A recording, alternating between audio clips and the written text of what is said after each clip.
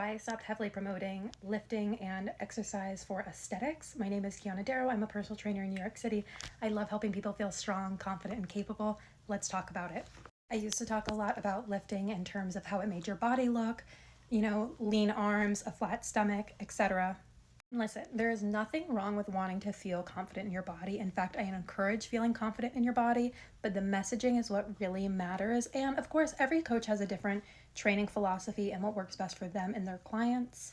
But what I started noticing was that people who worked out for aesthetics were more likely to develop an unhealthy relationship with their body, with exercise, with food, including myself, and that the motivation towards aesthetics only lasts so long and it is fragile.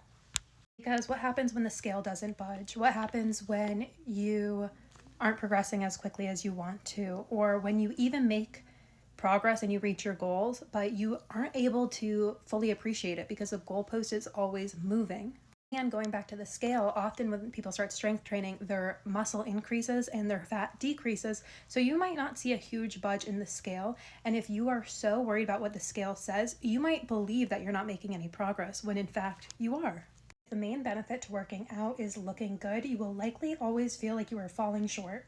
And what I found when people are only training for aesthetics, they tend to overtrain, undereat, tie their worth to the way they look, and think that their value is all about the way they look.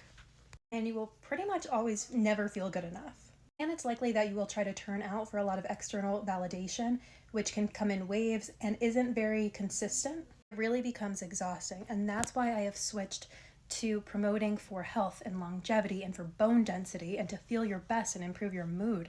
Because to me, that's what really makes people stick with training, is when they enjoy what they're doing and they see that there is a purpose beyond the way you look. You're reducing your risk of falls as you age, improving your stability, reducing your risk of fractures, reducing your risk of certain types of chronic illnesses like stroke, cardiovascular disease, certain types of cancers.